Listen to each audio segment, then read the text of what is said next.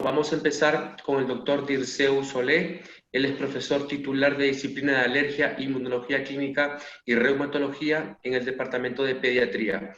Y su tema de la conferencia va a ser polución intradomiciliaria y asma. Adelante, profesor Dirceu. Muchas gracias.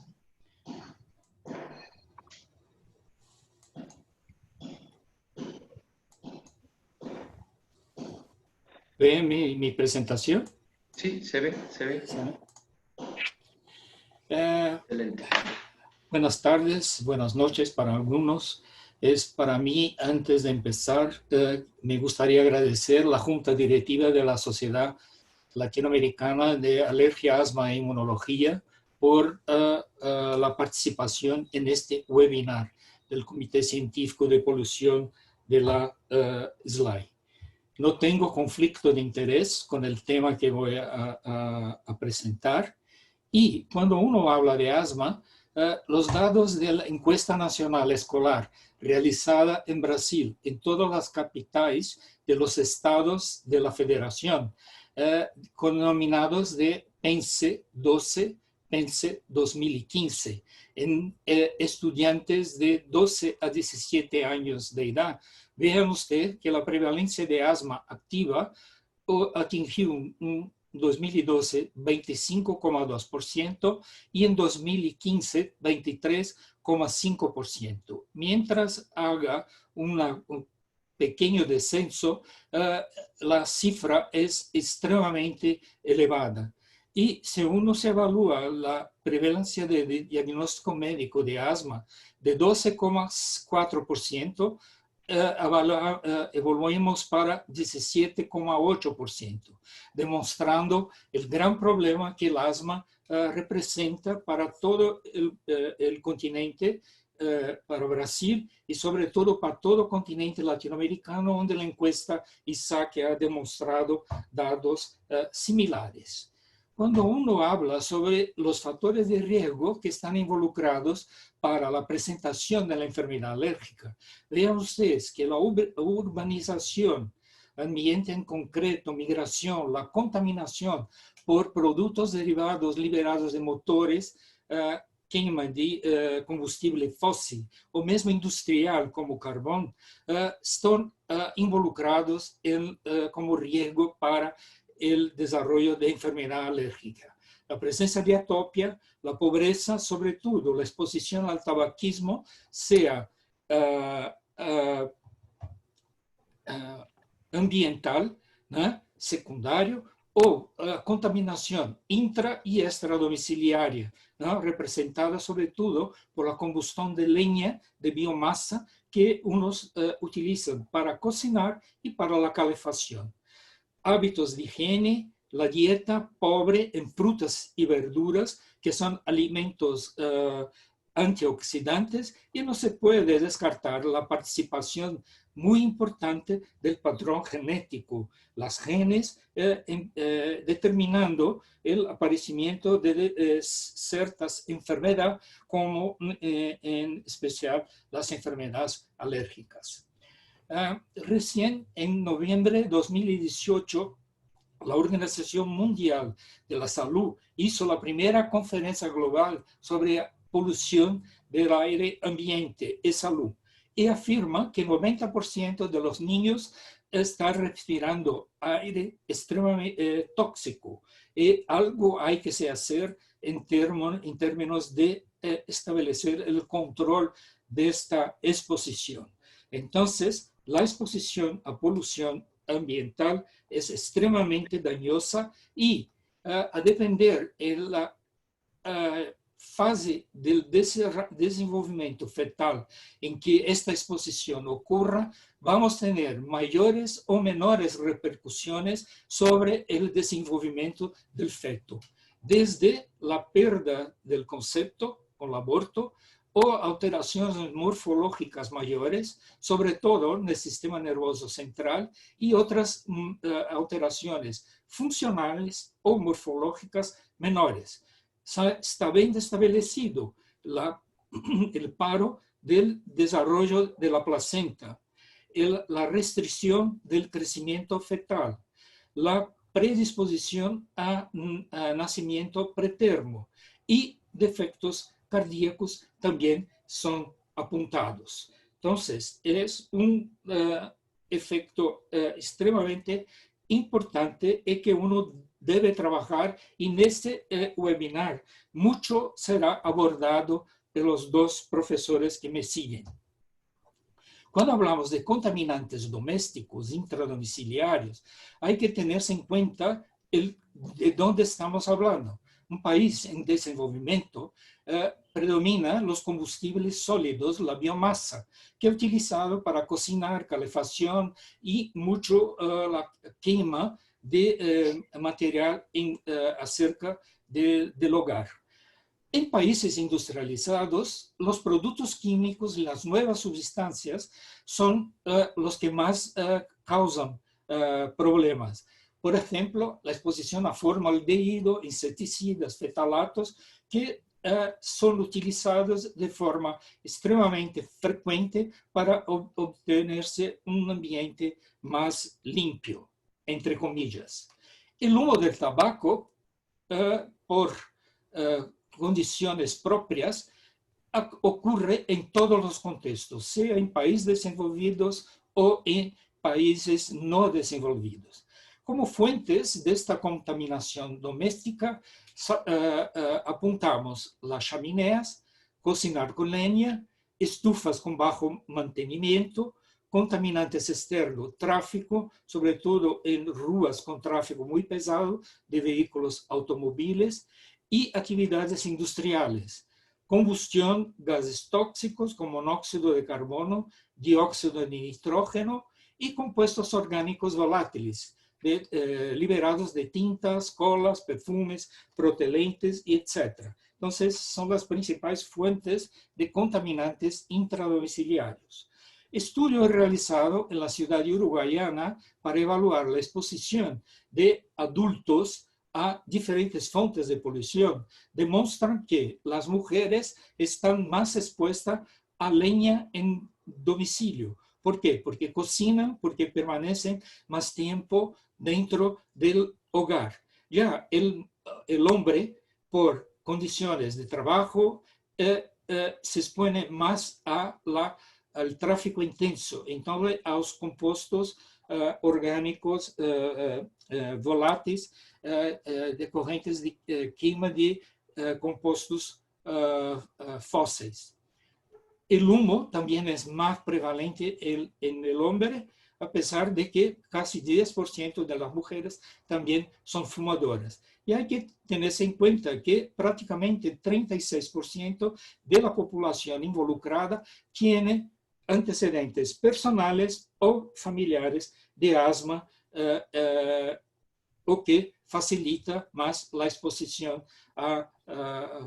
deletérea de estos agentes contaminantes. En este otro estudio se determinó la concentración de material particulado a 2,5 micrómetros y combustión de leña en hogares en que había recién nacidos. Y vean usted que la presencia de una cocina a leña ha demostrado cantidades extremadamente elevadas de material particulado, 2,5%, 2,5 micrómetros, que es extremadamente dañoso al pulmón, sobre todo de los recién nacidos. Entonces, la salamandra, un aquecedor y otro tipo de combustión lenta, también tuvo participación, pero no intensa cuanto la cocina a leña. Otro punto importante es el tabaquismo.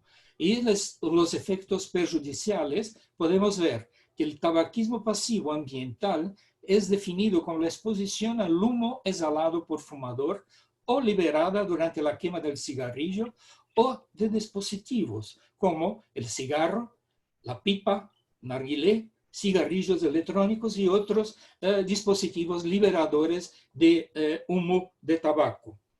Y a depender de la época de la vida en que los individuos son expuestos, los efectos pueden ser diferentes. Entonces, la exposición intraútero se acompaña con mayor frecuencia de abortamientos, bajo peso al nacer, reducción del crecimiento pulmonar, além de otras alteraciones. Para los infantes, el aumento del riesgo de muerte súbita, bronquiolitis, infecciones en el oído medio, neumonía.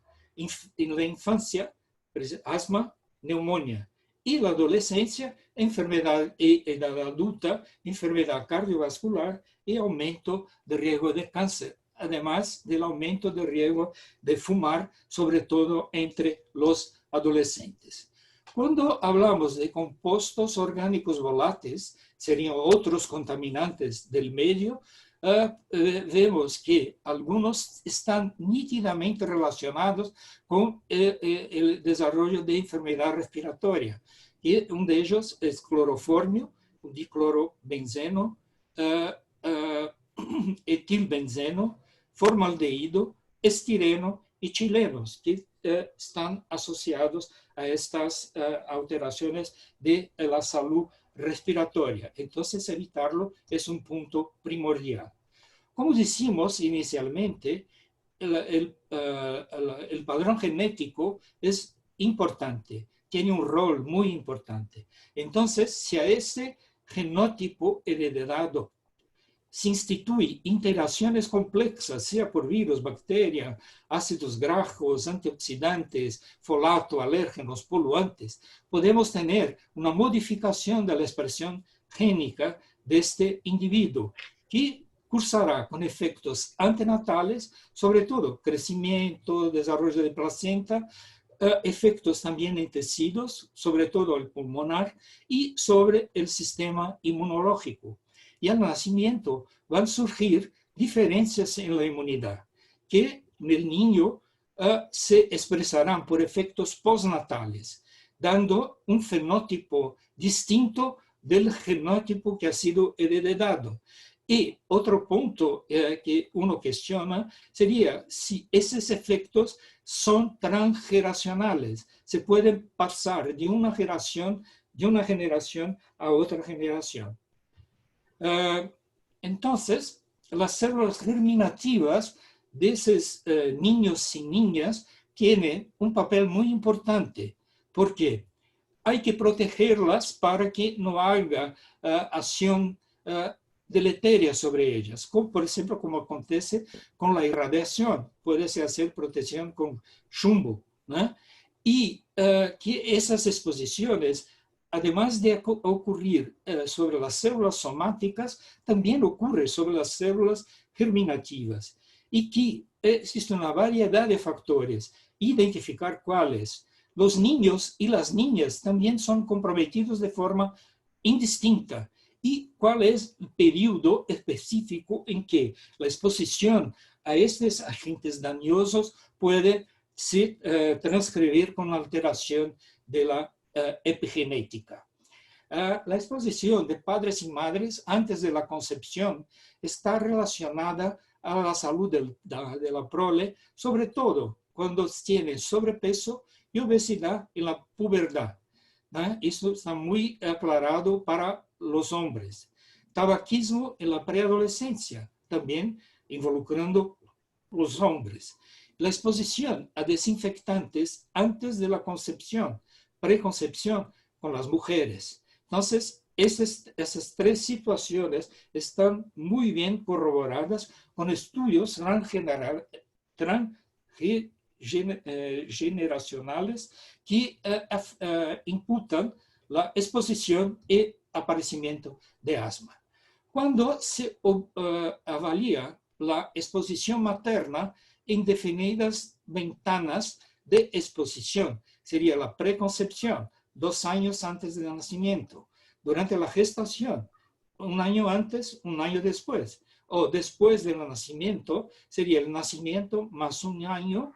En ese trabajo presentado recién en el meeting de la European Respiratory Society, vean que la exposición a agentes de limpieza y desinfectantes en trabajo y el riesgo de asma durante el periodo de preconcepción.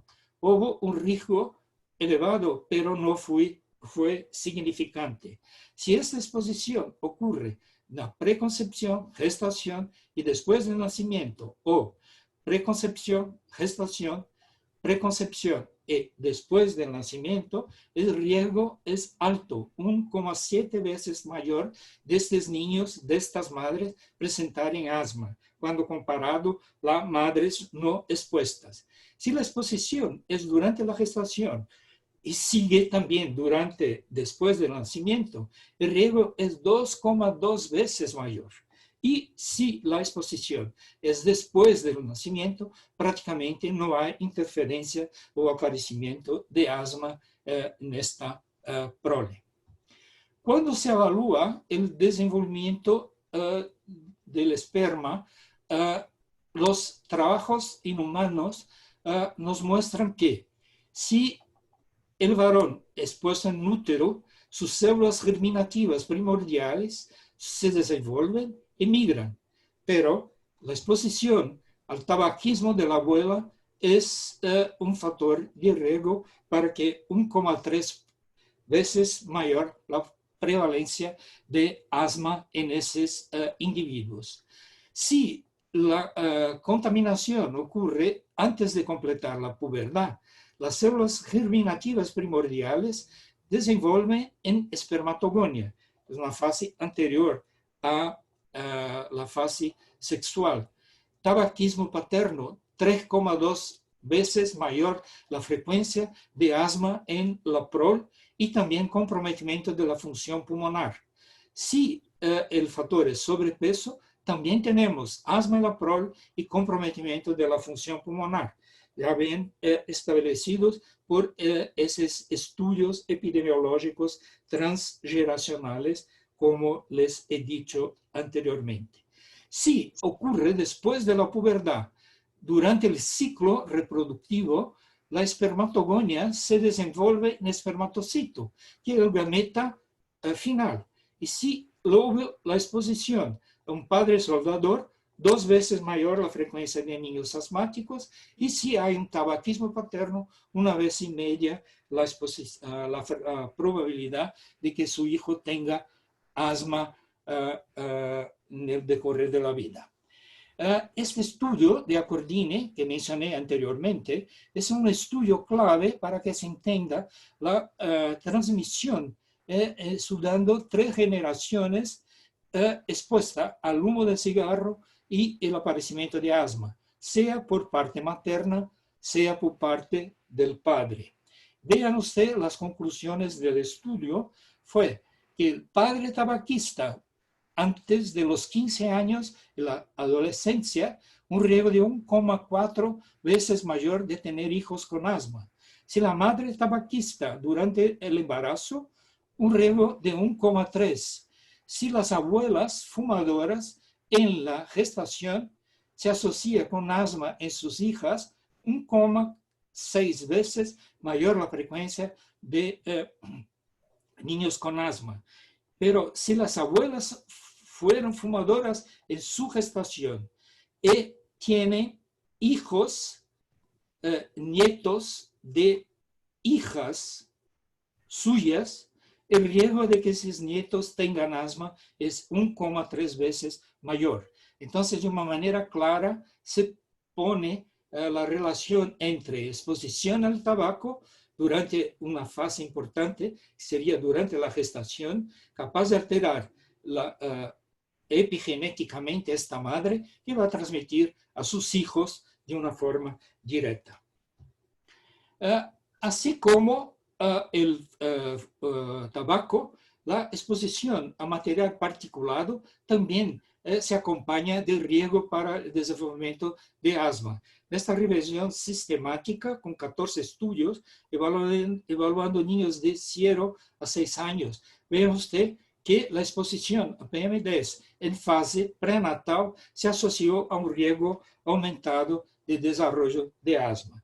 Y si uno toma aquí nitrógeno, diógeno de nitrógeno, diógeno de sulfuro y PM10, están asociados a exposición prenatal con el desenvolvimiento de asma en la infancia. Si uno toma algunas medidas para disminuir la exposición de esos efectos a esos agentes contaminantes, ven que existe un riesgo disminuido de desarrollo de asma cuando estas medidas son efectivas y son instaladas. Entonces, la reducción de la exposición se acompaña de una menor prevalencia de asma y desarrollo de otras doenças relacionadas a estas exposiciones.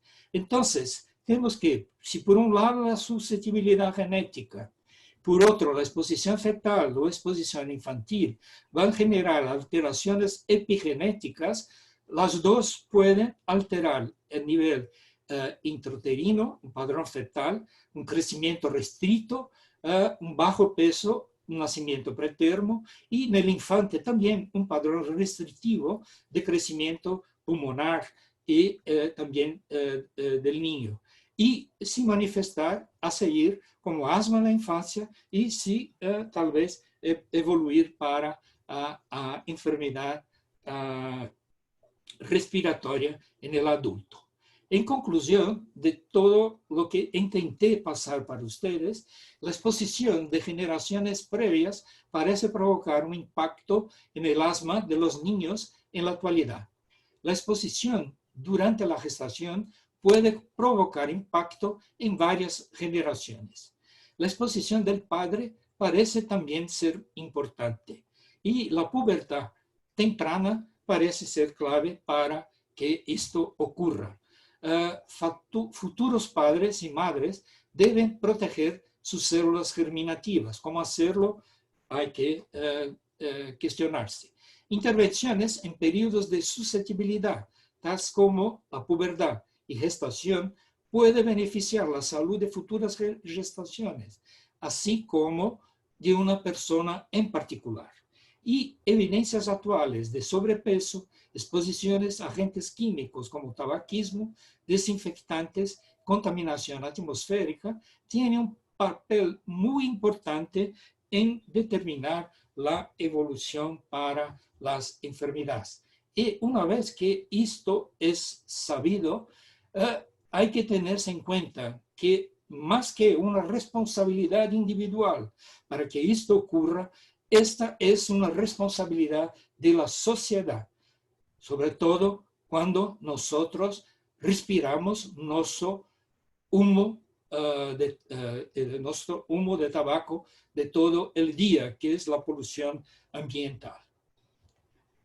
Quería agradecer una vez más a la Junta Directiva de la Sociedad Latinoamericana y a los que están con nosotros y los que ya se fueron. Muchas gracias. Muchas gracias, doctor Solé, por su brillante exposición y por mantenerse en el tiempo. Ahora voy a presentar a la siguiente panelista. Tengo el honor de presentarles a una entrañable trabajadora, investigadora constante desde su ciudad de Uruguayana, la doctora Marilyn Urrutia Pereira. Ella es profesora adjunto de la Universidad Federal de Pampa, Núcleo de Pesquisa Ambiente y Educación en Salud, coordinadora del Programa Infantil de Prevención del Asma PIPA. Su conferencia será Contaminación Ambiental y COVID-19. ¿Existe una relación? Le escuchamos, doctora. ¿Está compartiendo la presentación? Sí, la estamos viendo. Tiene que poner en el modo general grande. Ahí está. ¿Está bien? Está bien. Bueno, buenas noches a todos. Es un gran honor de estar representando al Comité de Polución de la Sociedad Latinoamericana y también por nos haber dado la oportunidad de que el Comité de Polución sea el comité que inaugura los webinars de los comités de la SLAI. También le agradezco al doctor Dirceu la foto maravillosa que puso. Siempre nosotras, las dos Marilyn, junto con el gran maestro Baena Cagnani, que está siempre en nuestro corazón. Bueno, el tema que voy a abordar es un tema muy actual, es relacionado a la contaminación ambiental y el COVID-19. Si existe o no una relación en esto aquí.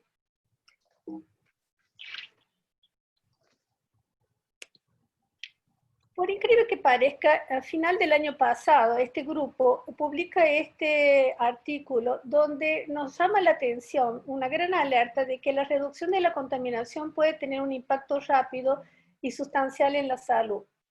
Principalmente en quién, en los más vulnerables, los que tienen menor nivel socioeconómico, los enfermos, en la tercera edad, en las mujeres y en los niños. Y nos presenta esta tabla muy interesante donde nos muestra que desde poca exposición, que puede ser de menos de una semana, 17 días, semanas, o meses, o años, siempre, por más pequeño que sea el tiempo que estemos expuestos a la contaminación, algún riesgo va a traernos a nuestra salud. Debemos llevar en cuenta que la contaminación del aire es el cuarto factor de riesgo de muerte y de pérdidas de años de buena salud por muerte prematura y por discapacidad.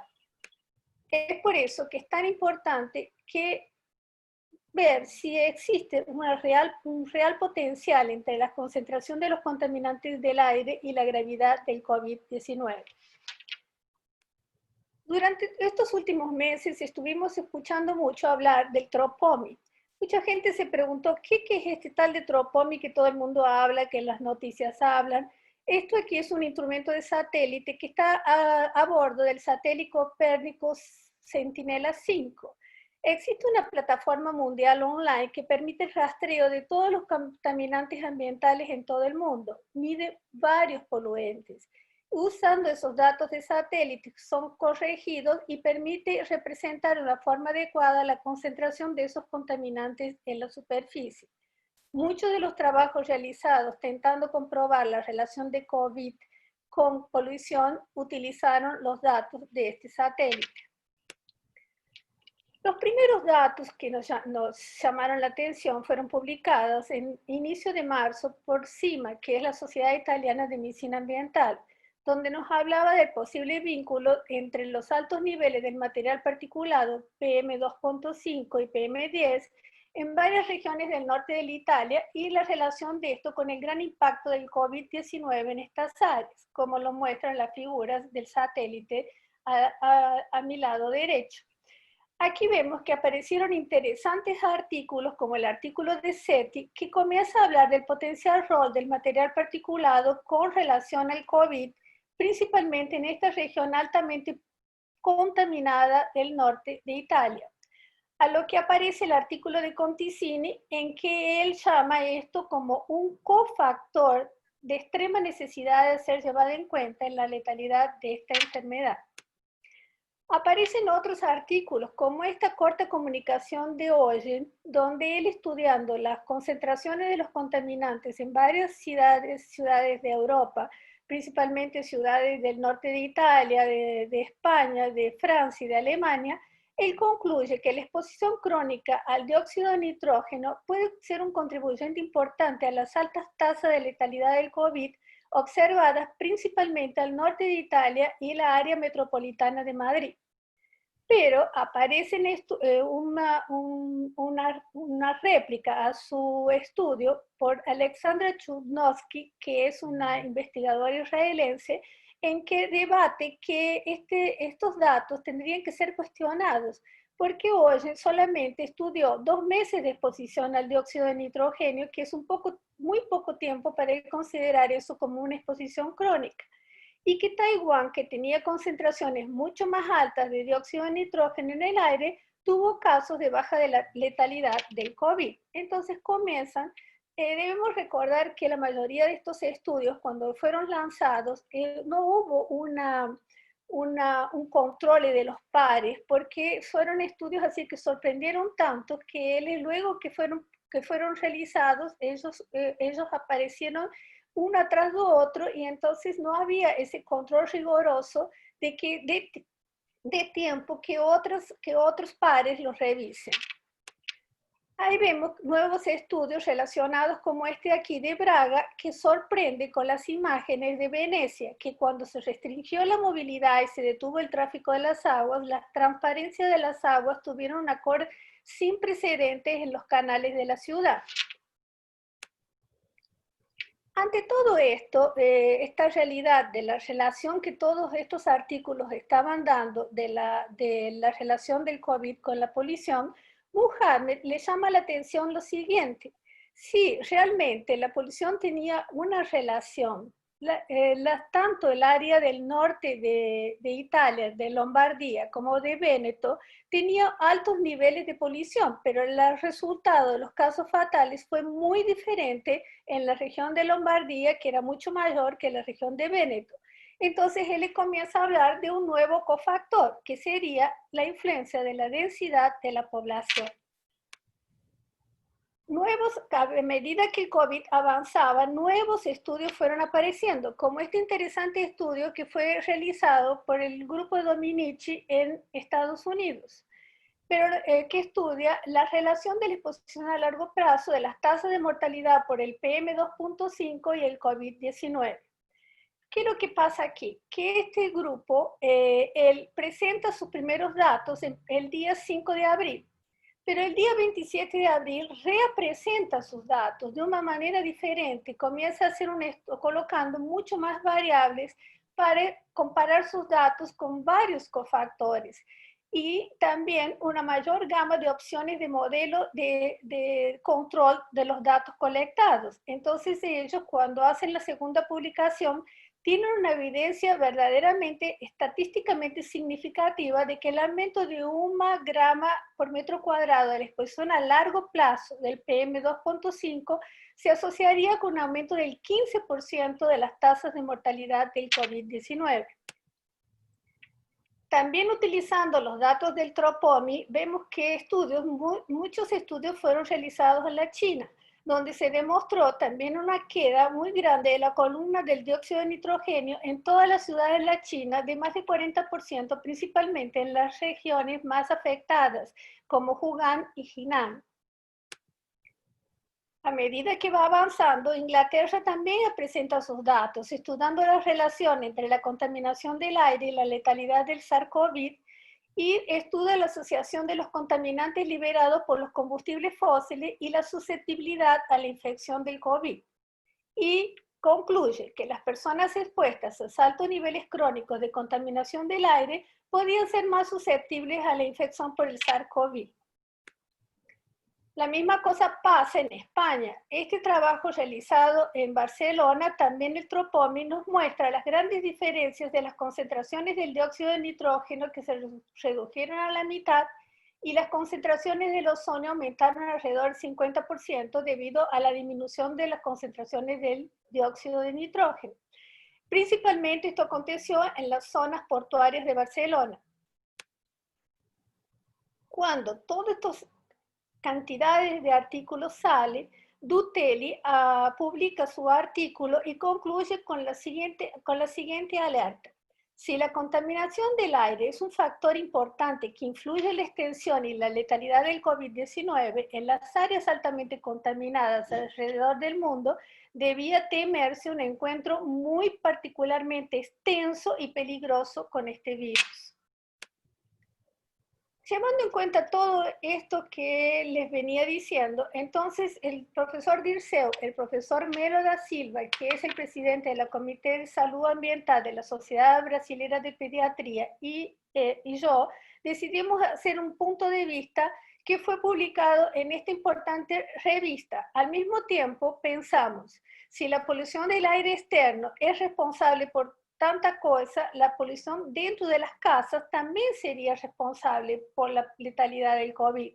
Y hicimos un otro artículo que será publicado en el próximo mes en la misma revista, donde consideramos la polución dentro de casa un factor muy importante de letalidad, porque las personas cuando ficaron en sus casas por el lockdown, les estaban expuestas a veces a ambientes muy pequeños donde vivía alta concentración de personas.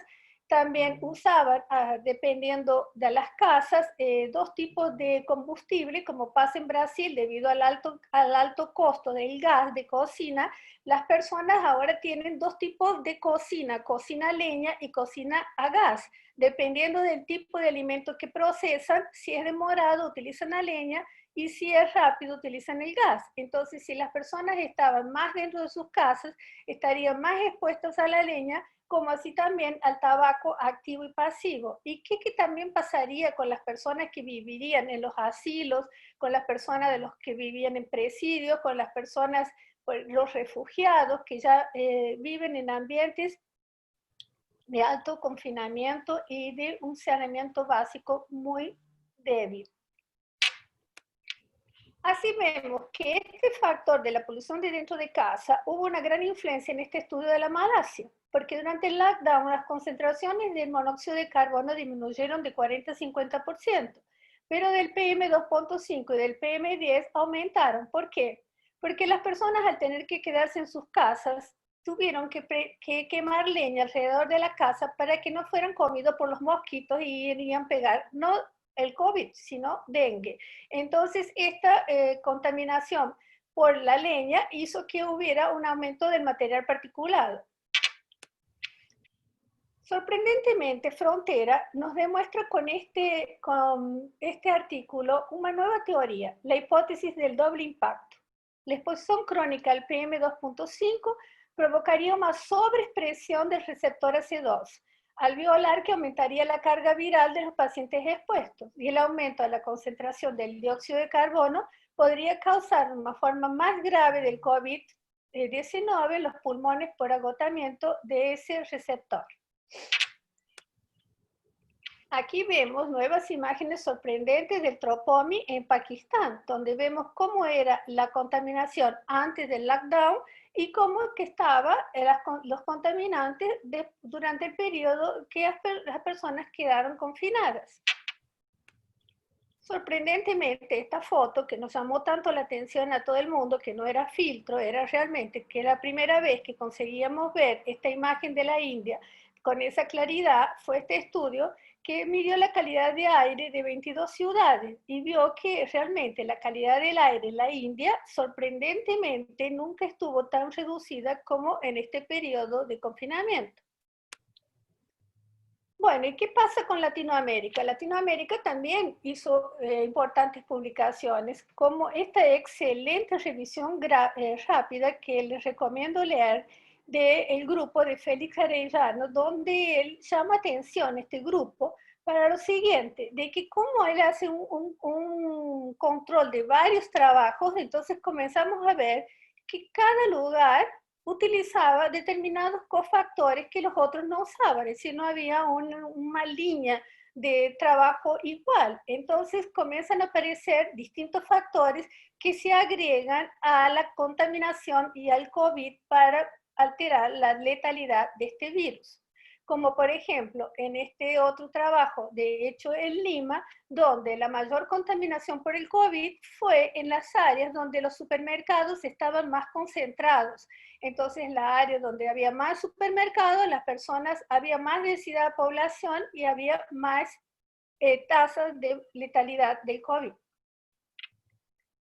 En Ecuador también tenemos dos importantes estudios, donde nos muestra que la trayectoria del COVID fue bastante diferente en dos ciudades, a pesar de que las dos eran poluidas.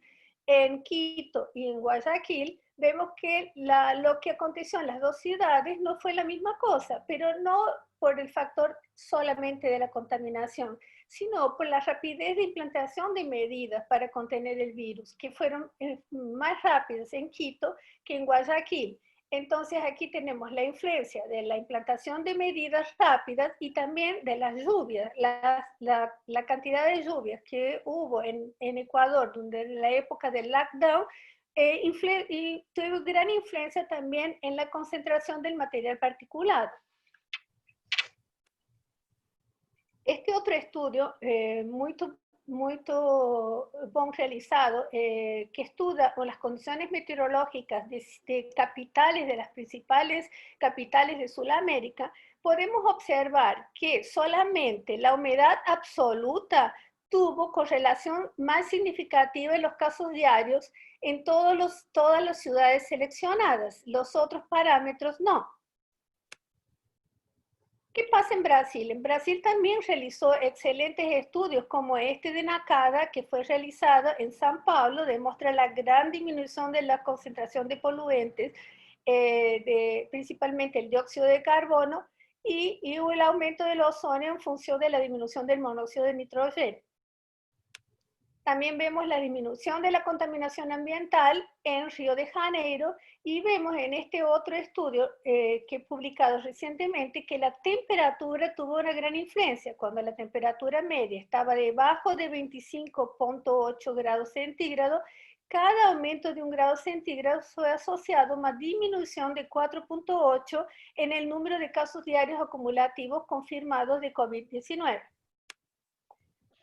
Este estudio sorprendente, recientemente publicado por Bontempi, él concluye lo siguiente, concordando mucho con la conclusión de Bontempi, que una pandemia es un fenómeno complejo, que involucra varios aspectos, muchos parámetros y condiciones, que no pueden describirse mediante correlaciones simples de solamente dos variables. Los patrones de difusión de la pandemia actual son causados por una multiplicidad de factores ambientales, económicos y sociales. Basado en esto, entonces decidí hacer un resumen de todos los factores que deberíamos considerar cuando estamos hablando si existe relación entre el COVID y la contaminación, porque estos factores fueron influenciando muchos autores en los artículos que escribieron, como por ejemplo el factor de la comunidad. ¿Qué tipo de actividad la comunidad tenía, el tipo de movilidad que tenía, la densidad de la población? Cuando hablamos de contaminación, ¿de qué contaminación estamos hablando? ¿De largo plazo, de corto plazo? ¿Qué tipo de contaminantes es lo que vamos a analizar? ¿Qué tipo de instrumentos vamos a utilizar para hacer ese análisis? Los factores ambientales, la temperatura, la humedad, la estación del año, la influencia de las lluvias, de los vientos, de la luz solar y los potenciales factores de confusión, porque en muchos trabajos las etnias eran muy diferentes en las regiones y entonces la letalidad del COVID cambió mucho dependiendo del tipo de etnia, también dependiendo del sexo, de la edad, del índice de desarrollo humano relacionado con la escolaridad de las personas, con su número de ingresos, de la contaminación dentro del domicilio por la biomasa, tabaquismo activo y pasivo, y principalmente por las comorbilidades que esas personas tenían antes de la pandemia. Si eran hipertensas, si tenían problemas cardíacos, si eran diabéticas, si eran obesas, si tenían problemas cerebrovasculares. Y también otro factor importante es la realidad de cada local. ¿Qué eficiencia tenía su sistema de salud? ¿Qué planificaciones esas regiones hicieron? ¿Hicieron las planificaciones adecuadas o no? El número de camas hospitalares, las camas de unidad de terapia intensiva, las medidas de protecciones individuales, si fueron utilizadas, si existían esos equipamientos, número de test realizados y también siempre debemos recordar que muchos pacientes asintomáticos no estaban los registros de los casos de que tal vez personas murieron y realmente no habían sido testadas. Este relatorio fue publicado en este mes, donde la WHO nos dice que el cambio climático no se ha frenado por la COVID-19. Las concentraciones de gases de efecto invernadero en la atmósfera registran niveles sin precedentes y no dejan de aumentar. Tras una reducción transitoria, fruto de las medidas de confinamiento y económica, las emisiones van camino de alcanzar niveles previstos antes de la pandemia. Estamos muy lejos de cumplir los objetivos acordados de mantener el aumento de la temperatura mundial por debajo de los 2 grados centígrados. Y para terminar, presento este artículo impreso del Europe Respiratory Journal, en donde tenemos este artículo publicado por Lagarde WHO, donde Teresa Thor resume de la siguiente forma. Esta reducción de corto plazo de la contaminación del aire es una noticia positiva para la pandemia. Queda por ver si esta mejora a corto plazo se asociará con algún beneficio significativo para la salud. La pandemia demostró que es posible reducir la contaminación del aire. Es fundamental fortalecer la vigilancia y la investigación para demostrar cómo la población puede beneficiarse de un control más estricto de la contaminación del aire. Y debemos siempre recordar la gran relación que la contaminación del aire tiene con las enfermedades crónicas no comunicables. Esta semana en el Lancet salió un artículo sobre la carga de las enfermedades crónicas. Y vemos que ellas continúan subiendo. Y principalmente tiene un pequeño artículo donde dice, que tenemos que tener más cuidado con estas enfermedades, ya que ellas fueron bastante negligenciadas durante la pandemia. Ahora, para terminar, les hago una siguiente pregunta para reflexión. ¿Cómo es que nosotros tratamos esa contaminación ambiental? ¿Continuamos pensando que es un problema solamente del gobierno? No, no es solamente un problema del gobierno, es un problema de cada uno de nosotros que tenemos que resolverlo dentro de nuestras propias casas. Como una simple pregunta, ¿reciclamos la basura? Nosotros médicos ya controlamos la cantidad de basura que hacemos dentro del puesto de salud que trabajamos. Hasta la propia TS tuvo que hacer una reflexión sobre sus congresos, considerando de que dependiendo de la distancia de sus congresos le estaban provocando una contaminación aérea del medio ambiente enorme por el tráfico aéreo. Entonces, vamos a intentar refletir y preguntarnos a nosotros mismos. Nosotros hablamos sobre este problema con nuestros pacientes, les demostramos a ellas la gran relación que existe de la contaminación del aire con muchas de las enfermedades que ellos tienen. La mayoría tal vez nos responda que no, porque la consulta es tan rápida que tal vez no tenga tiempo de hablar de la contaminación del aire, como si un problema no fuera tan importante. Y para terminar, dejo la siguiente reflexión. COVID-19, un experimento natural de reflexión sobre la posibilidad de reducción de los contaminantes ambientales, los posibles resultados de salud y lo que podemos cambiar en nuestra actitud diaria para una vida más sustentable hoy y en el futuro de post-pandemia. Muchas gracias, doctora Urrutia, por la charla muy buena, en realidad, muy reflexiva también la última parte.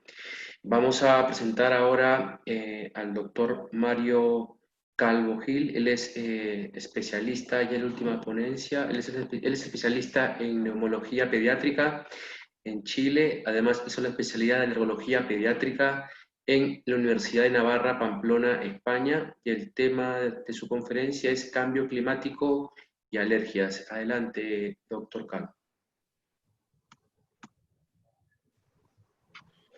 Muy buenas tardes, estimados colegas. ¿Se ve la presentación? A ver, te digo, no. ¿Se ve la presentación? No. Pablo, si nos ayudas. Sí, doctor Calvo, ¿tiene abierta su presentación en PowerPoint previamente? Sí, la tenía abierta previamente. Diríjase a compartir pantalla. Sí, ahora voy. Excelente. Ahí se está viendo, sí. Adelante, doctor Calvo. Bueno, gracias por la presentación. Muy buenas tardes. Quiero unirme a los colegas anteriores para agradecer que la Sociedad Latinoamericana de Alergia e Inmunología nos permitiera hacer esta presentación acerca de la contaminación. El tema es bastante largo, los 20 minutos escasos, así que voy a entrar de inmediato a hablar. Hace más o menos unos 13 años nosotros destacamos en una publicación que hicimos en Chile acerca de la forma de cómo había aumentado la prevalencia de asma entre nuestra población en niños de 6 y 7 años y de 13 y 14 años, comparando los resultados que habíamos tenido en el ISAAC 1 y en el ISAAC 3. Pero en realidad debemos recordar que no solo en asma se ha aumentado la frecuencia, sino que también si vemos esta imagen mundial, vemos cómo en los 6 a 7 años entre ISAAC 1 y ISAAC 3 hubo un aumento muy importante en la mayoría de los países del mundo, que están reflejados aquí por este triángulo rojo, que indican que hubo un aumento de más una desviación estándar. En Chile, como les decía, en rinitis alérgica, en este caso, que es una de las formas más clásicas de alergia, también hubo, en los 3 sitios que tuvimos en Chile, un aumento de él. Y si consideramos la edad de 13 a 14 años, aquí es mucho más evidente todavía el ascenso, que no solo compromete parte de Europa, de Oceanía, sino que también en Latinoamérica, en nuestra región, tenemos un aumento importante de las patologías alérgicas. Y en esta revista, el JACE del 2017, el Journal Allergy of Clinical Immunology, que justamente es un tema que se analiza extensamente en esta revista, nos dice que hay 3 pilares que podrían explicar este aumento de las alergias. Uno, las modificaciones del microbioma por la forma de vida occidental que estamos teniendo, las características de los alergenos y, muy importantemente, el tema que nos preocupa esta tarde, vale decir, la contaminación ambiental. Y si bien es cierto, este tema lo tocó en forma excelente Dirceu, quiero simplemente recordar que las personas sanas, los tóxicos ambientales producen un aumento de las células inflamatorias en vías aéreas, con presencia celular de neutrófilos, linfocitos y células cebadas, aumento de la liberación de histamina, cronpenemino de estas interleuquinas y de las moléculas de adhesión 1, disminuyendo la actividad de macrófagos. Vale decir, se tiende a formar un perfil TH2, mientras que las personas con asma y rinitis TH1, hay un claro dominio de perfil TH2 con una exacerbación de la sintomatología, con aumento del IgE y aumento de interleuquina 4 o 13 y con aumento de la hiperreactividad de vía aérea. Esto es una publicación en que claramente nos indica cómo el humo diésel tiende a disminuir el perfil TH1 y aumenta, por el contrario, la síntesis y producción de inmunoglobulina E. Una de las razones es esto de los radicales libres, que es un hecho que muchos autores destacan, de cómo esta tendencia a quedar en algunos casos un electrón sin pareja, uno de los ejemplos clásicos que se coloca es el anhídrido carbónico, el CO2, que en situaciones especiales de contaminación se transforma en monóxido de carbono, quedando libre un oxígeno, que si se une al oxígeno que tenemos en la trombósfera puede fácilmente transformarse de una sustancia noble a ozono, o bien, si se une una molécula de agua, en vez de ser H2O, se transforma en H2O2, pasando a ser de una estructura noble que es el agua, agua bidestilada, produciendo alteraciones en la defensa y en el deterioro nuestro. Y estas especies de oxígeno reactivos son capaces de unirse a proteínas, lípidos, DNA, coenzimas, produciendo una serie de alteraciones mórbidas en nosotros. ¿Y quiénes pueden producir estas especies reactivas? Bueno, como bien se ha dicho, partículas ultrafinas, diésel, humo de cigarro, y en ciertas condiciones, en esta publicación del 2015 también se plantea que los pólenes podrían influir en esta forma y en la liberación de alguna de estas sustancias que son especies reactivas, en este caso de oxígeno. Esto produce inflamación, cambio en células dendríticas, desequilibrio de los linfocitos TH1, TH2 y TH17 e infiltrado por neutrófilos y eosinófilos. Por ejemplo, podríamos tener que un paciente en el cual tenía un perfil TH2, debido a que vive en un ambiente contaminado, va a tener un perfil TH2 y TH1 y con ello menor respuesta a la terapia que habitualmente le hemos dejado por su patología alérgica, sea esto una rinitis alérgica o un asma. Entonces lo que tenemos es que la contaminación ambiental está alterando los antígenos que nosotros respiramos y también altera al huésped, con entonces mayor capacidad de sensibilizarse y mayor sintomatología clínica de las patologías alérgicas que aquí se detallan. Simplemente para mostrar este trabajo del 2017, una de las zonas de China muy contaminadas, ellos describen que la rinitis alérgica se asocia significativamente con estos contaminantes, material particulado 2.510, dióxido de azufre y dióxido de nitrógeno, y se atreven a decir incluso que estos contaminantes ambientales pueden contribuir al desarrollo de rinitis alérgica, incluso en personas que no estaban predispuestas. No solo en rinitis alérgica, esta es una encuesta que se hace en el 2016, también en China, en la cual hacen un reporte y una encuesta a los padres y a los profesores sobre síntomas de rinitis y de tos, y ustedes pueden ver que la gran mayoría tiene un valor muy significativo cuando aumentan el material particulado 10, el monóxido de carbono, las dosis altas de benceno y partículas exhaladas del diésel. Esta es la última gráfica de esta pequeña introducción. Evidencias clínicas coloco en publicación incluso una bastante antigua. Se sabe que los niños expuestos a contaminantes derivados de combustible diésel el primer año de vida se asocia en forma muy significativa con sensibilización a aeroalergenos a los 2 y a los 3 años de edad, y la mujer embarazada expuesta a humo de biomasa tiene muchísima más posibilidad de tener recién nacidos de bajo peso de nacimiento, y en lo que nos interesa, mayor sensibilización de sus hijos, incluso en un 26%. Y como otro contaminante que también aumenta el riesgo de enfermedades respiratorias, está el dióxido de nitrógeno.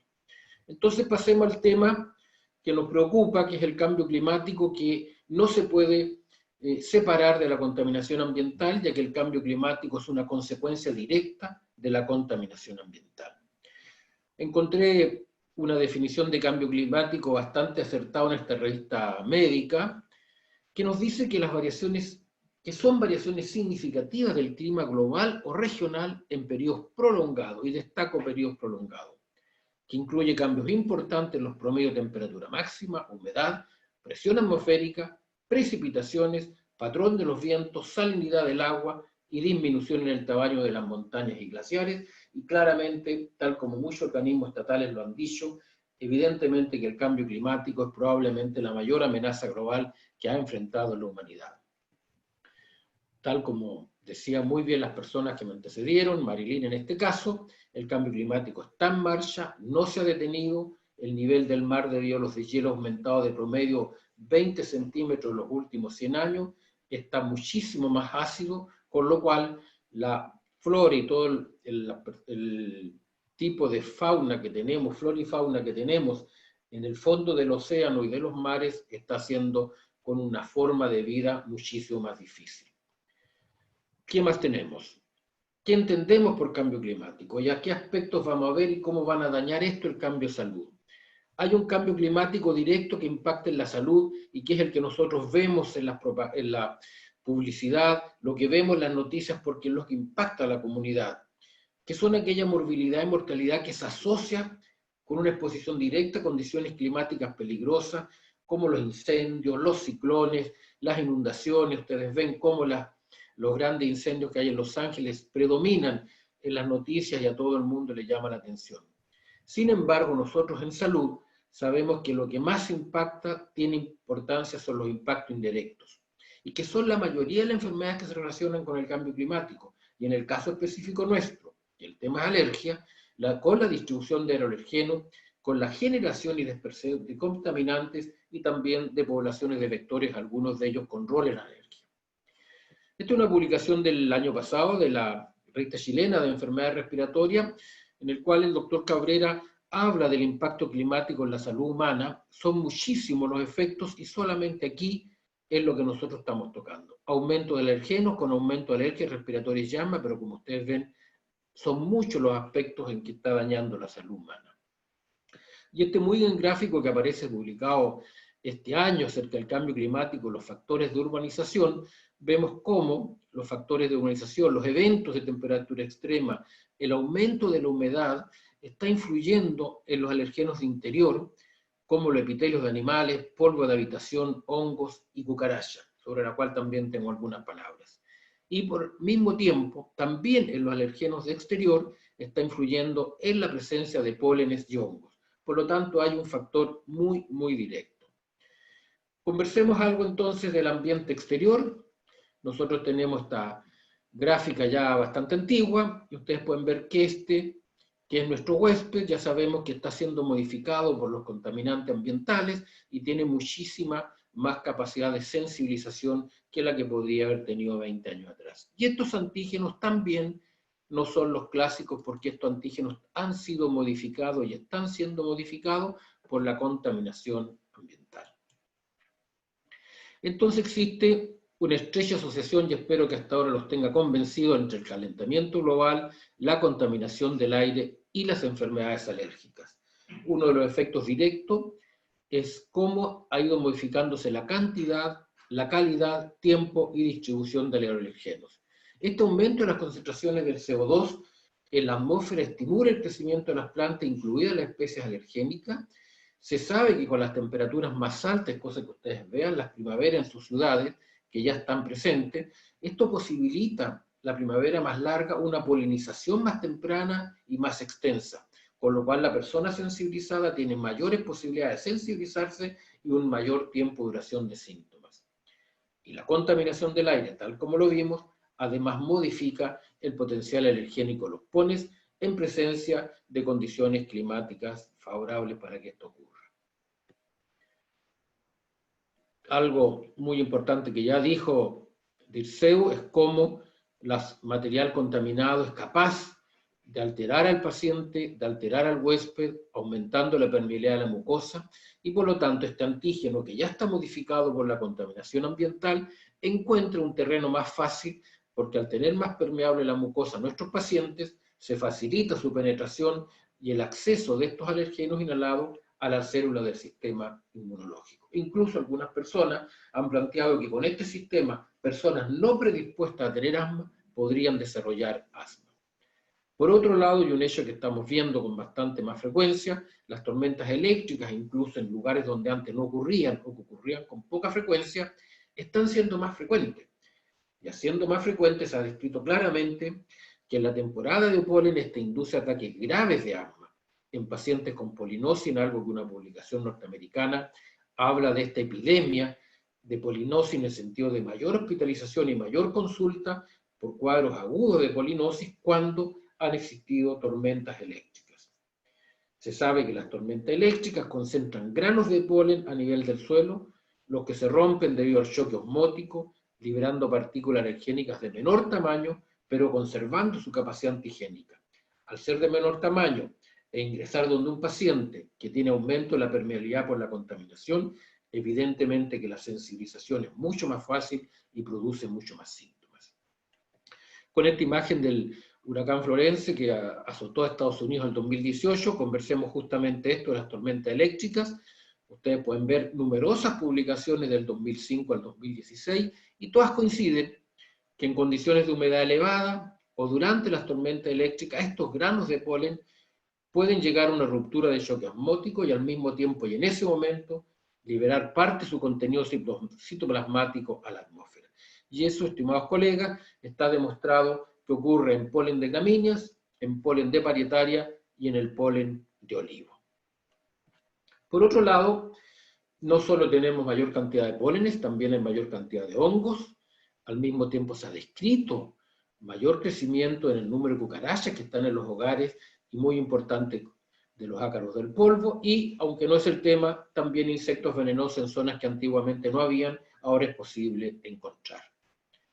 Esta es una publicación que yo se la recomiendo, es, bueno, y dice American Academy of Allergy, Asthma and Immunology, es del 2019, en el cual ellos evalúan justamente el rol del cambio climático en las alergias, y ustedes pueden ver que, sin querer mostrarles toda la tabla, que las implicaciones que ellos deducen de las situaciones que han ocurrido es que hay un aumento en la producción de polen y en la alergicidad de él, es que el uso de herbicidas ha facilitado de que plantas que producen pólenes aumenten en tamaño y en cantidad, que estos cambios microclimas también favorecen la estimulación del polen y que prácticamente dicen que prácticamente en toda Norteamérica la exposición del polen ha aumentado y ya es una realidad de la cual no es posible escapar.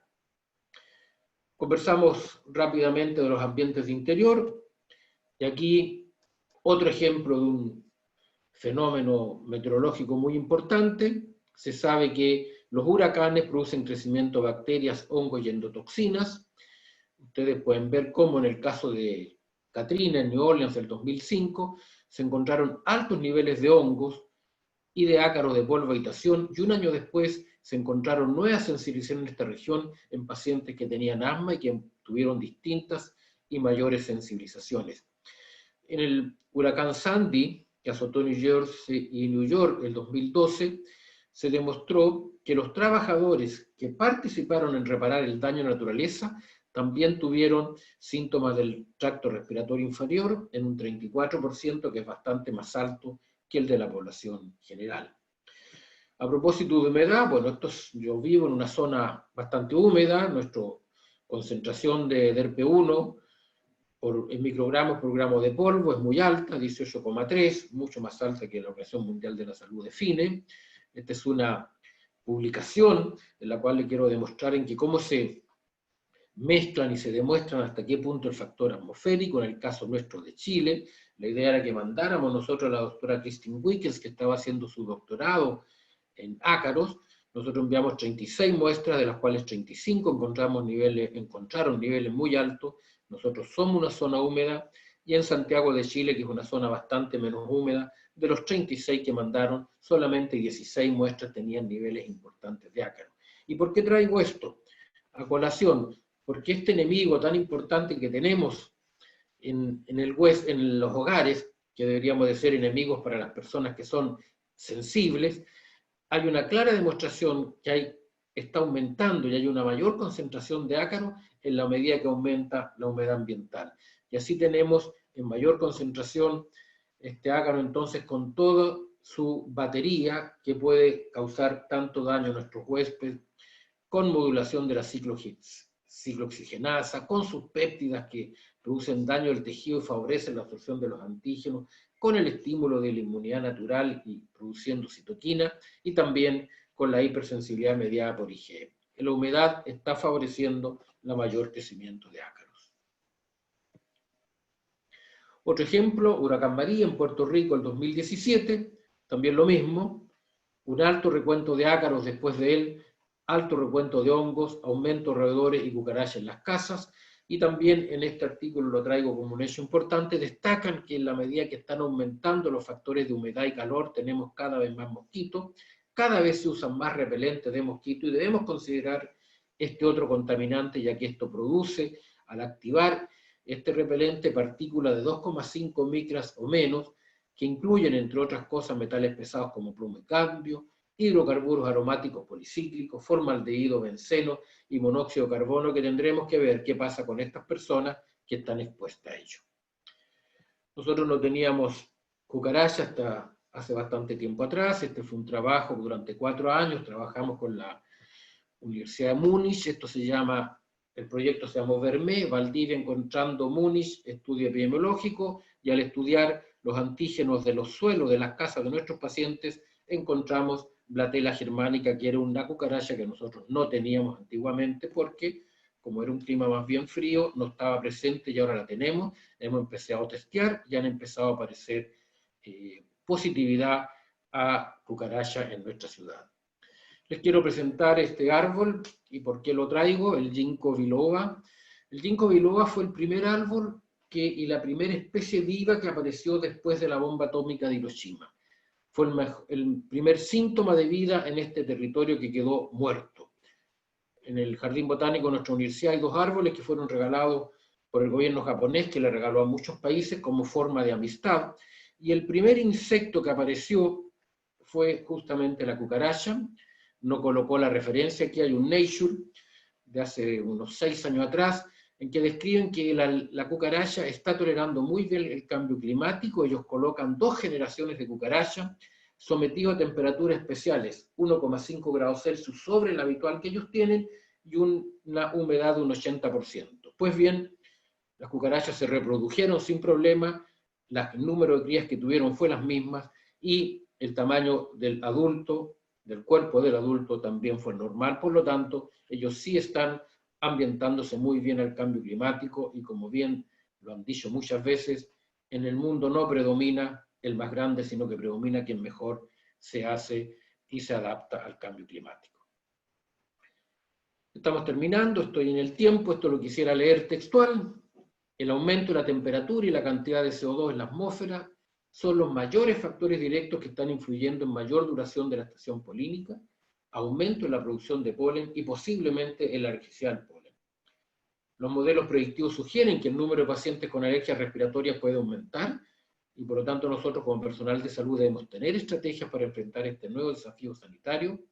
El clima y los modelos del tiempo continuarán cambiando, y nuevas dificultades emergerán y podrían afectar asma, rinitis y alergia, y nosotros como médicos, como científicos, debemos trabajar y presionar para desarrollar estrategias que puedan modificar la tendencia al cambio climático, o bien elaborar nuevas prácticas para proteger a las personas de los nuevos desafíos en salud respiratoria. En resumen, la contaminación del aire influye en el origen y evolución de las enfermedades alérgicas. El calentamiento mundial, el cambio climático, los meteorológicos favorecen la sensibilización y exacerbación en pacientes alérgicos, y las medidas de control ambiental y tratamiento antiinflamatorio preventivo ayudan a disminuir los efectos, aunque sabemos que el efecto de estos medicamentos no es tan importante ni es tan espectacular en los ambientes contaminados. Esta imagen la he mostrado muchas veces, discúlpenme que ya la han visto varias veces. Evidentemente que el humano está en un planeta y la salud del humano depende directamente de la salud del planeta. Por lo tanto, si queremos tener humanos que estén sanos en este ambiente de salud y enfermedad, es fundamental que tengamos un planeta con buena salud, como para que el humano también aspire a una buena salud. Si tenemos un planeta enfermo, ya está claro por qué tendremos nosotros también humanos enfermos. Bueno, muchísimas gracias. Es la presentación y le dejo entonces a nuestros coordinadores la palabra. Muchísimas gracias a todos los expositores, realmente un lujo haberlos escuchado, hemos aprendido un montón, ¿verdad? Nos enteramos de muchas cosas que a veces no pensamos que nos pueden afectar desde antes de nacer, ¿verdad? Y están llegando un montón de mensajes de felicitaciones para todos y tenemos una pregunta. Acá está la doctora Olga Barrera, pregunta. El polvo del Sahara, ¿cómo influye? ¿Tienen estudios de Latinoamérica? Dejo abierta para cualquiera de los panelistas. El doctor Calvo. Muy buen tema. No tengo ninguna, no digo que no exista, pero no tengo noción de que se haya hecho algún estudio en Latinoamérica, pero sí en los países que son afectados, incluso en parte de Norteamérica, se ha descrito el enorme daño que puede producir el polvo del Sahara, en el sentido que produce gran síntomas alérgicos. Es una muy buena pregunta. Yo no conozco, y a lo mejor algún panelista conoce, de que haya influido en Latinoamérica. Yo no tengo ese dato. También no conozco. No.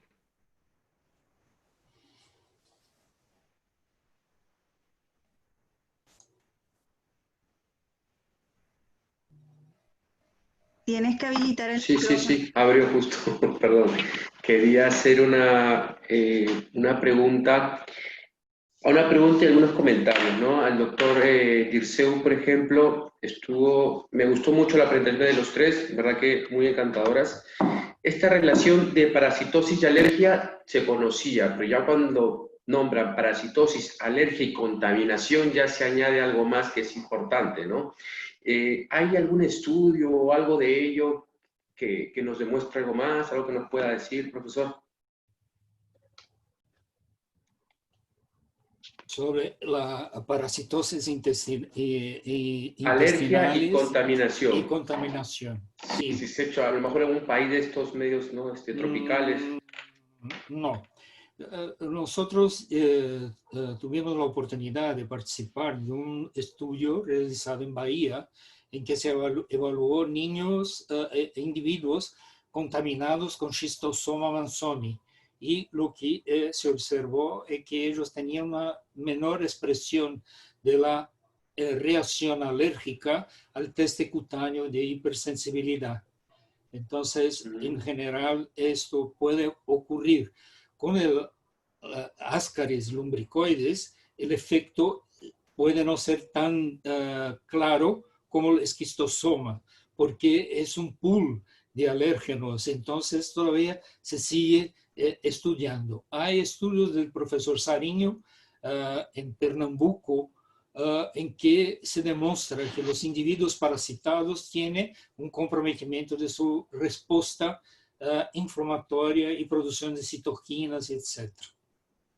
Bueno, nosotros aquí en Uruguayana hicimos un estudio muy grande sobre la relación de los parásitos y el asma, más con relación principalmente al Ascaris, donde utilizando un método que se llama CATOCAT, conseguimos ver la carga de parásitos que había y se determinó que aquellos que tenían más parásitos eran protectores, pero cuando el Ascaris estaba en una carga menor, no tenía protección para la atopia. Entonces, claro que me imagino que cuando hay más carga, debe haber una zona con menos saneamiento y más contaminación, puede ser, claro, pero no conozco ningún artículo que relacione específicamente las tres cosas. Excelente. Hay una pregunta de Susana, me parece. Y acá veo de la doctora Carolina Gómez, para todos los panelistas. Tiene una duda: ¿la presencia de cucarachas en el hogar impacta la calidad de la salud? respiratoria incluso en no sensibilizados?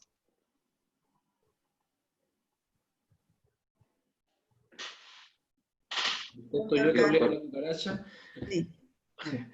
O sea, la presencia de las cucarachas, en el sentido que produce un aspecto de una mala higiene local, puede producir enfermedades no respiratorias, pero en el caso específico de las alergias, influye en los pacientes que están sensibilizados a los antígenos de la cucaracha. Pero evidentemente que si está presente en un ambiente en general en que hay poca higiene, puede producir otro tipo de enfermedades. Hay estudios americanos que evalúan en inner city, que serían los predios donde habitan muchas gentes. Es un estudio que es pionero hace mucho tiempo, algún tiempo, que relacionó mayor severidad del asma con mayor infestación de cucarachas. Entonces, la exposición a una carga de antígenos mayor significaría mau prognóstico para una asma ser bien controlada. Además de eso, también hay que pensarse que esta población en general puede no tener acceso a las medicaciones, al tratamiento efectivo, pero sí, hay algunos estudios que relacionan, como Mario habló, exposición y mayor frecuencia de asma de mayor severidad.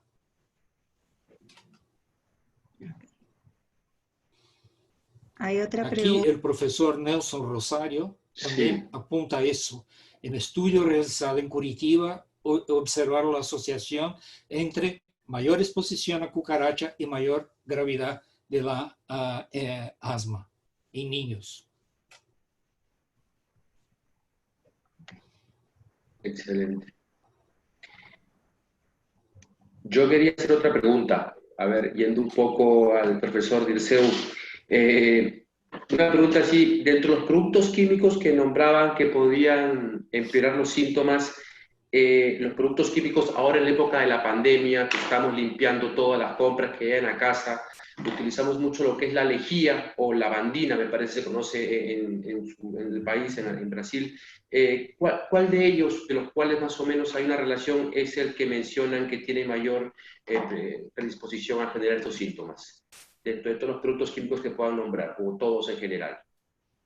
Marilyn, me ajuda, eu não entendia quais são as substâncias. Él está hablando de clorofila, de alvejante. Sí. Em linhas gerais, a exposição tem que ser uma exposição mais grave, mais acentuada, e uma exposição por um tempo maior.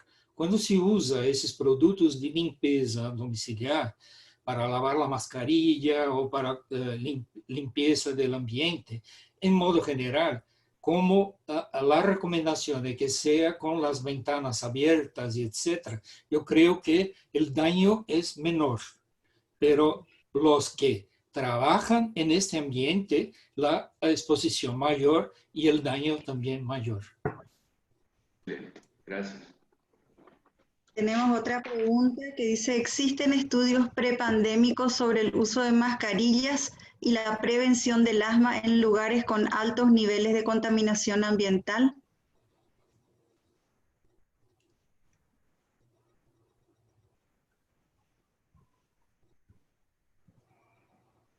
Para você, Marilyn. ¿Puedes repetir la pregunta? Sí. Si es que existen estudios prepandémicos sobre el uso de mascarillas y la prevención del asma en lugares con altos niveles de contaminación ambiental. Sí, esos estudios, evidentemente que la China tiene bastantes estudios relacionados a eso, porque es el país que extraordinariamente tenía altos niveles de polución que consiguieron con un trabajo intenso disminuirlos bastante. Nosotros tuvimos la oportunidad en octubre del año pasado de ir a Pekín con la reunión de la GARHU, y lo que nos llama la atención es que a Marilyn Rostán y a mí nos parecía increíble que las personas anduvieran en las calles con mascarillas, que ello en esa época era para prevenir la polución ambiental, y nosotros 2 meses después estamos viviendo la misma situación que ellos ya vivían a mucho tiempo. Entonces, realmente ahí hubo un movimiento del gobierno para bajar los niveles de polución, pero a pesar de eso es realmente bastante triste despertarse y ver aquel cielo tan oscuro como el que nosotros vimos en los últimos días en Brasil por el hecho de las quemadas, ¿no? Que realmente están perjudicando bastante esa situación que llegó hasta el Río Grande do Sul, ese efecto de estas quemadas. Gracias, doctora. Acho que poderia complementar que os países asiáticos, como Coreia, Japão e mesmo a China, o uso de la mascarilla é continuo por conta de prevención de infecciones respiratorias. Entonces, en Japón se usa mucho para prevenir el individuo no contaminar a los otros en detrimento con influenza.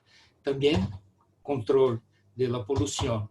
Creo que, no sé si hay estudios previos, pero el buen senso nos apunta que con certeza alguna efectividad puede tenerse en estas poblaciones una vez que es un hábito de ellos, ¿no? Existe una pregunta hecha, un comentario realizado por la doctora Anaí Llanes que me parece muy pertinente porque realmente el uso de material descartable durante la pandemia está causando bastantes problemas, principalmente porque ya las personas largan basura en cualquier lugar y ahora no tienen la mínima delicadeza de largar sus mascarillas o sus guantes en cualquier lugar también, y eso ha llevado a un gran problema y ya aparecen muchas máscaras en los mares, ¿no? Y entonces eso evidentemente que va a traer un gran impacto en la polución y el problema de los propios animales que van a ingerir esos productos y van a morir. Inclusive en Río Grande do Sul han aparecido en las costas marítimas bastantes animales que deben estar viniendo en función de tanta polución también que hay en las regiones donde ellos tendrían que estar.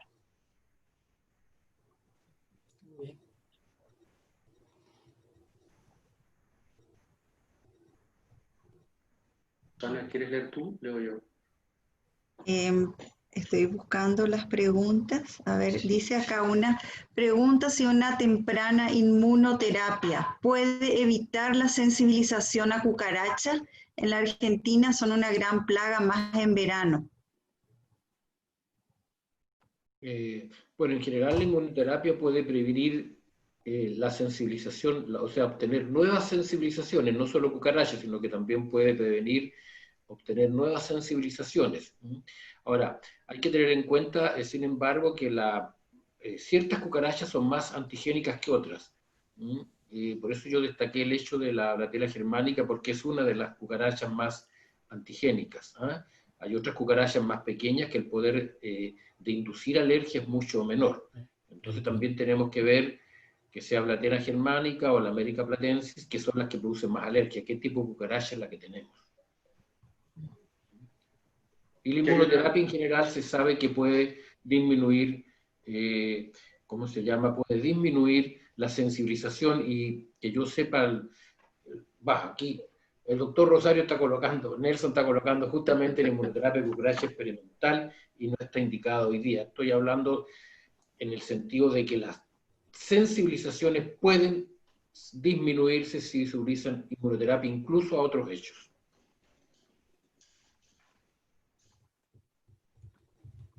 También me parece muy pertinente el comentario de nuestra futura presidente Patricia Latour sobre el polvo del Sahara. Tal vez ella tenga alguna respuesta a la pregunta sobre algún trabajo realizado. No sé si tal vez ella no habrá hecho algún trabajo en su país, pero parece que ella tiene bastante experiencia con relación a ese tema.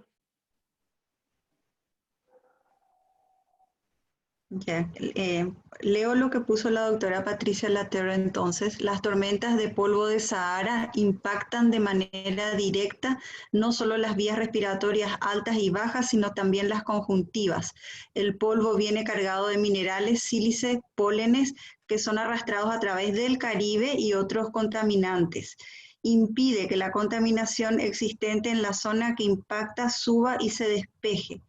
El incremento de infecciones es casi inmediato. En Puerto Rico se han registrado variaciones en los conteos de esporas de hongos y pólenes. La alerta de la aproximación de las nubes debe hacerse para que los pacientes no suspendan sus medicamentos de control. En toda la zona de Caribe se ve impactado fuertemente varias veces al año, lo cual ha ido en franco aumento en la medida que aumenta el calentamiento global. Gracias, doctora Latour, por sus comentarios.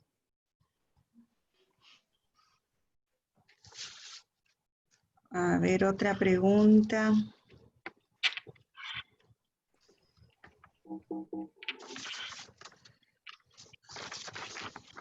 Había una, si es que los agentes con que se fumigan los árboles podrían afectar también la alergenicidad de los pólenes. Preguntaban si la fumigación podía afectar la alergenicidad de los pólenes. Lo que se ha descrito en que los fumigantes actúan más bien también como un contaminante más. Y lo que aparece en una publicación de la American Academy es que la presencia de los herbicidas, o sea, vale decir de aquellas sustancias que se aplican para que no crezcan hierbas, hace que justamente las plantas que polinizan se desarrollen en mayor cantidad y tienen por lo tanto mayor posibilidad de producir más alergia y más sensibilización. Pero es más bien por el hecho de que el herbicida bloquea y controla el desarrollo de las hierbas en algún prado, por ejemplo. Perfecto, los herbicidas. Tenemos otra pregunta, comentario también, dice muchas gracias por las charlas. ¿Cómo es la legislación actual respecto de los compuestos orgánicos volátiles? En México no está clara la legislación al respecto. No sé si hay algo así general de legislación. No sé. O sea, yo pienso que todos nuestros países tienen decretos muy bonitos acerca de qué nivel debemos tener de los contaminantes ambientales. Y de acuerdo a eso siguen la estrategia de bloquear o no en mayor cantidad el número de autos y el número de sustancias o de autos que circulan. Pero el problema es que cómo se llevan a cabo en la práctica el desarrollo de esos decretos. Porque justamente, como muy bien colocó Marilyn, el problema aquí es, por un lado, la sociedad y el Estado, pero también la responsabilidad personal. Con mucha razón conversábamos recién lo de las mascarillas. Evidentemente que el que veamos mascarillas botadas en la calle, o como se salió hace poco en las noticias que un pingüino lo encontraron muerto con mascarillas en el estómago, evidentemente que eso es exclusivamente responsabilidad personal, y eso con un buen decreto, con una buena ley, lamentablemente no se va a controlar. Así es. Bueno, acá hay otra pregunta. Con los cambios climáticos y polución parece aumenta mucho el efecto de estrés oxidativo. ¿Tienen conocimiento de ensayos en los que se usaron fármacos que se dicen ser antioxidantes para prevenir o modificar los efectos de la polución ambiental, o no hay alguna evidencia aún? Uso de fármacos antioxidantes. Desconozco. Tampoco he encontrado algo científico. Sí. Pero sí hay, claro, lo que pasa es que en la medicina clásica pienso que antes de cosas, pero no que sean. Pienso que antes de buscar cambios a través de fármacos, lo que hay que haber es cambios de actitudes, porque mientras que cada uno no entienda su verdadero papel, estas cosas no van a cambiar. Esto aquí es como un catequismo tenemos que estar hablando siempre sobre estos problemas para que las personas entiendan. Porque el problema mayor que nosotros, por ejemplo, estamos viviendo aquí en Brasil es que tenemos un gobierno que dice que está yendo todo bien y al mismo tiempo vemos las quemadas en abundancia y eso aquí perjudicando mucho la salud de las personas. Pero si el gobernante, que es el ejemplo, dice que está todo bien, las personas no obedecen mucho lo que nosotros decimos. Entonces, realmente es un problema bastante serio y que es una necesidad diaria. Esto tenemos que conversarlo con nuestros pacientes diariamente y explicarles la importancia y hacer las preguntas adecuadas, porque cuando le hacemos la pregunta si vive cerca de un lugar contaminado, la persona ya está tan acostumbrada a vivir en esos lugares que para ellos ya eso es una cosa normal.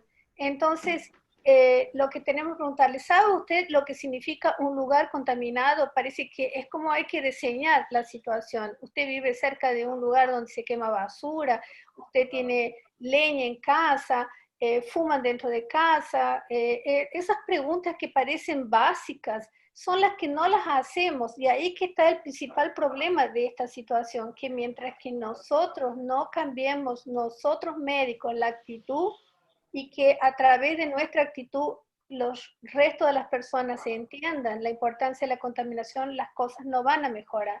Tenemos que enseñar en las escuelas, la salud ambiental tiene que estar en el día a día del pediatra y del clínico general y del especialista en todas sus consultas, porque la relación de la contaminación ambiental está en todas las enfermedades.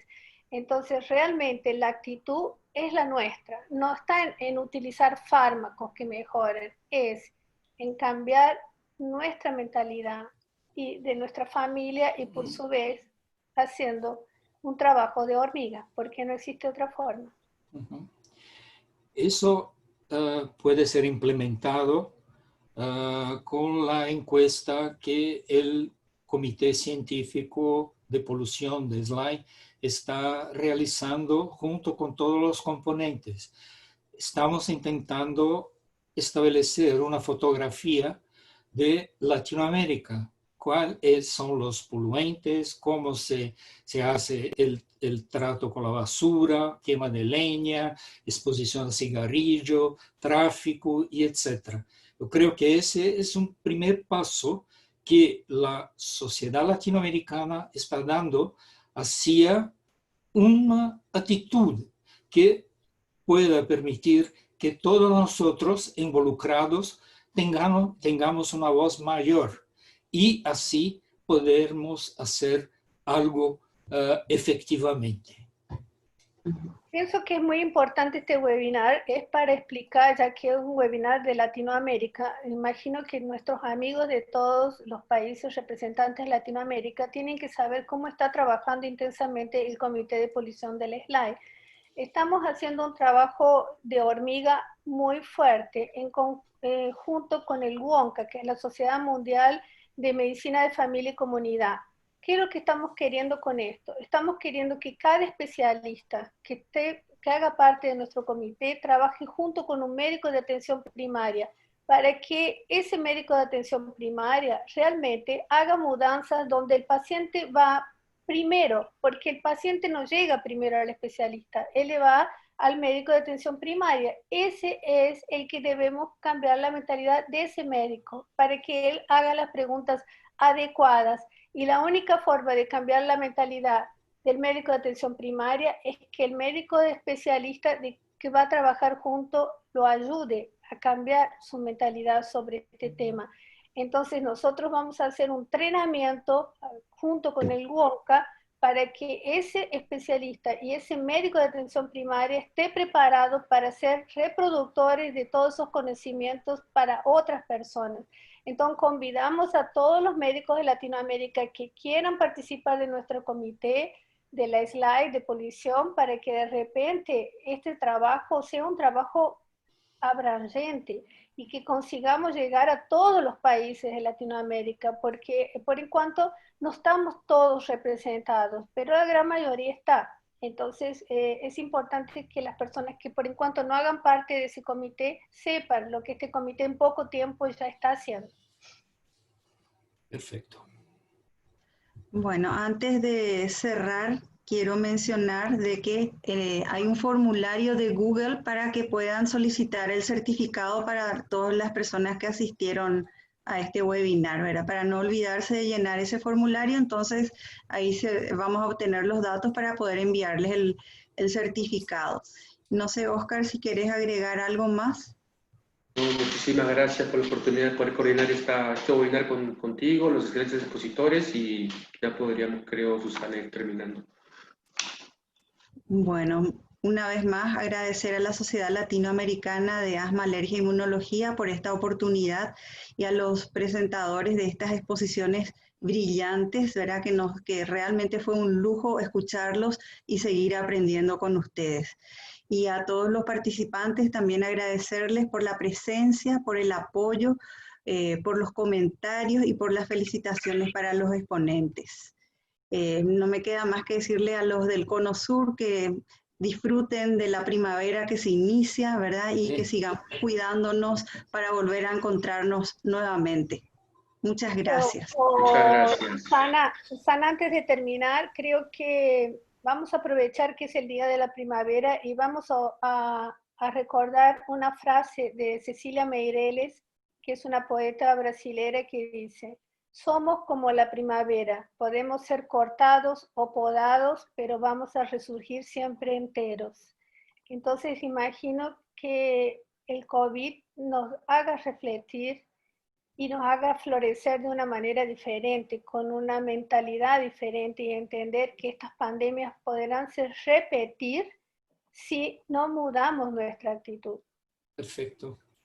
Muy bien. Muy bonito. Muchas gracias. Muchas gracias a todos. Buenas noches.